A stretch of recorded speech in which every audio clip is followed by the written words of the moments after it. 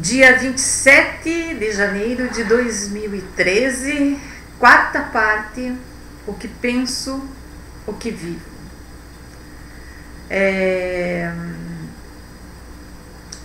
A disciplina sempre esteve e sempre está presente na minha vida. Eu não vejo possibilidade de transformação ou mudança sem a presença da disciplina. Primeiro porque você mudar o seu hábito, você mudar o seu pensamento, você mudar a sua forma de ver, não é fácil. E só é possível através de uma tentativas graduais, né? Repetição, assimilação e aceitação. Se não existir uma aceitação, nada é possível. Eu não posso querer mudar a vida de ninguém. Eu posso ter a intenção, né? O meu gesto de encontro ao outro pode vir motivado de uma tentativa de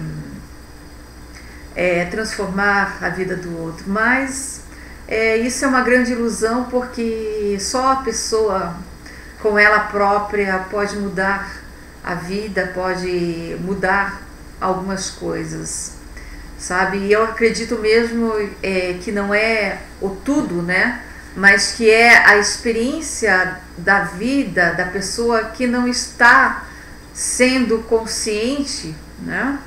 Por exemplo, se eu tenho 30 anos e eu quero mudar a minha vida, eu tenho que recuperar todas as minhas lembranças, a minha conduta e a minha atitude nesses 30 anos e ver as consequências da minha atitude, do meu pensamento, da minha conduta em relação às coisas ao meu redor, né?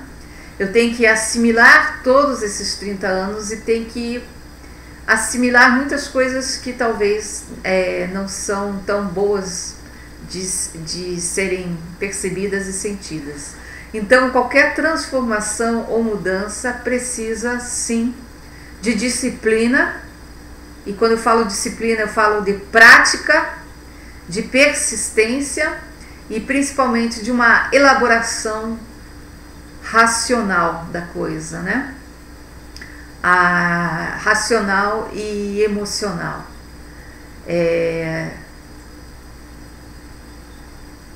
Eu não me defendo das pessoas e da vida. Eu acho que muitas pessoas têm um relacionamento superficial com os demais por medo de viver, por medo das consequências, por medo da violência, né? Por medo de muitos medos, né? E principalmente porque nós fomos criados.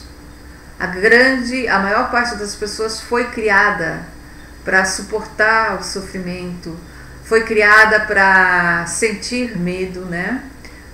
E principalmente para acreditar no medo, né?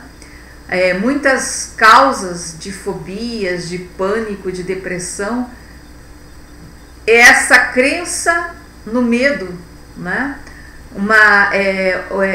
Essa crença no medo que advém, né, de pessoas que nos criaram, que nos educaram, com quem a gente teve contato, que nos passaram essa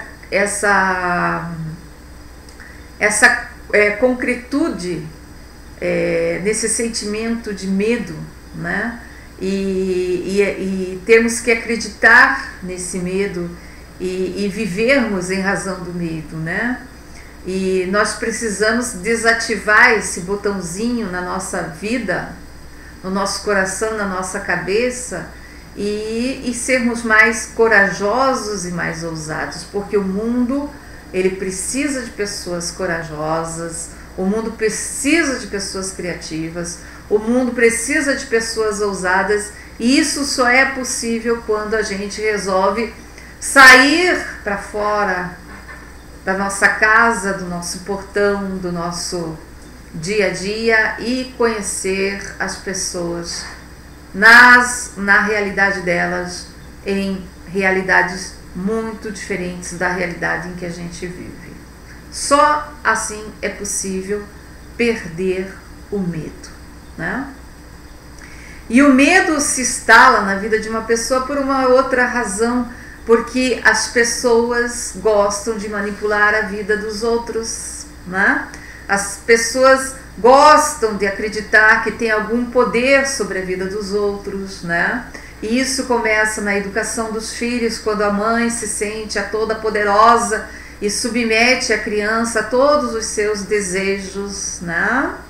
E vocês tentem me provar o contrário, mas essa é uma realidade, porque eu criei crianças, estive em contato com crianças a minha vida toda, e não existe nada de mais contundente do que essa prepotência materna em relação ao filho.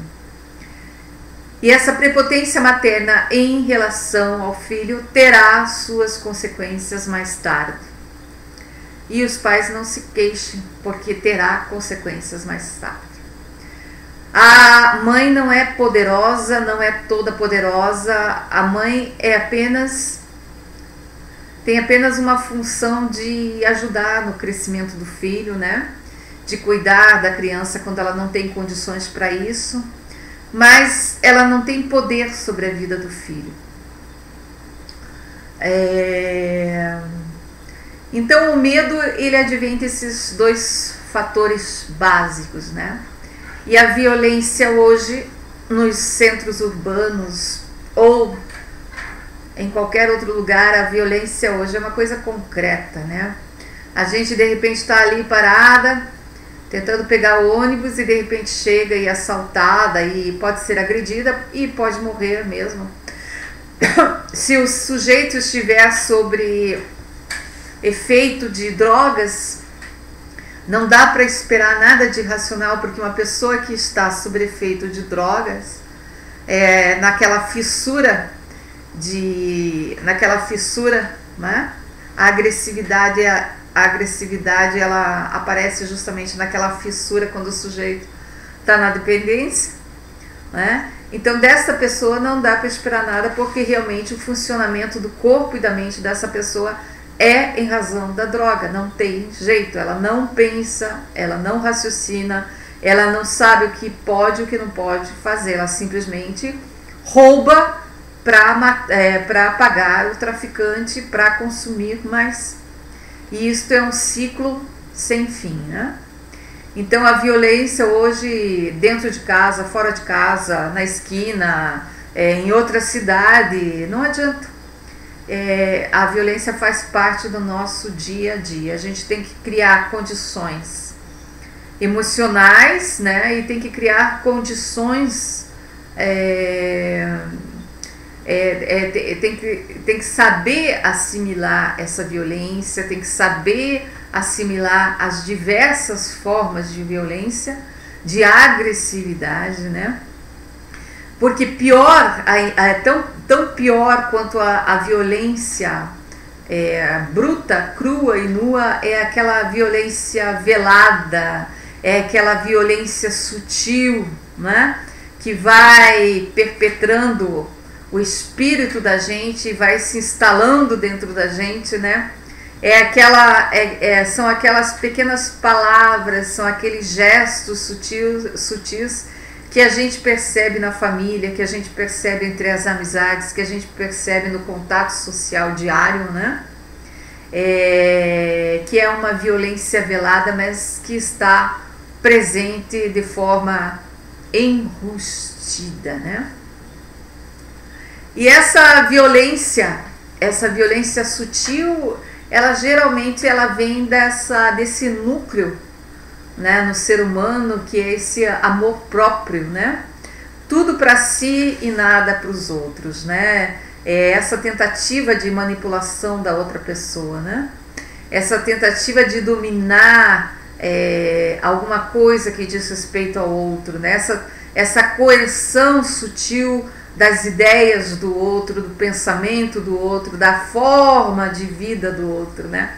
Quantas e quantas vezes eu não acordo de manhã e vou varrer o meu quintal e vou varrer a frente da minha casa, e aí passa aquela vizinha ou passa aquela senhora que se considera a dona, né? Aquelas senhoras com mais de 55 anos de idade que se consideram donas de alguma coisa, passam pela gente e dão aquela risadinha, né? Aquela risadinha sutil que a gente percebe muito bem qual é a intenção, né? Pois é, então são nessas pequenas demonstrações agressivas do sujeito, né? Essas pequenas demonstrações que a gente percebe durante 24 horas do dia estão presentes na nossa vida. Nós temos que assimilar isso e fazer um trabalho de alquimia. É um trabalho de alquimia e não de fingir que isso não existe, de fingir que isso está acontecendo, que nós chamamos isso de rechaço, entende? Por mais que uma pessoa tente rechaçar isto continua existindo e tendo consequências.